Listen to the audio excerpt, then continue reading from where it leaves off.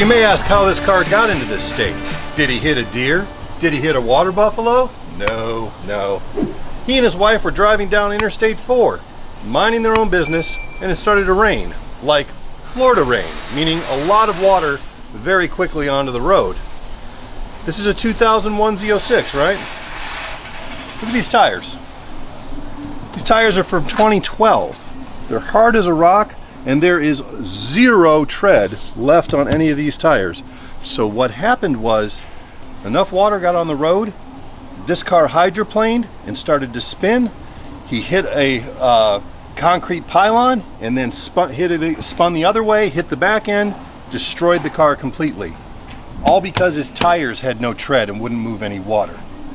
Got to remember, guys, you love your Corvettes, you love their handling, but one of the keys is when you have a footprint this wide and you don't have tread to move water, these things love to go water skiing, okay?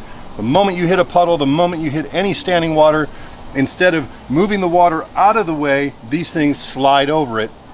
You lose control and you hit bridge abutments and other things. So if you don't want your Corvette to end up looking like this, my strong recommendation is check the dates on your tires, check the tread depth on your tires, and check for any dry rot on your tires.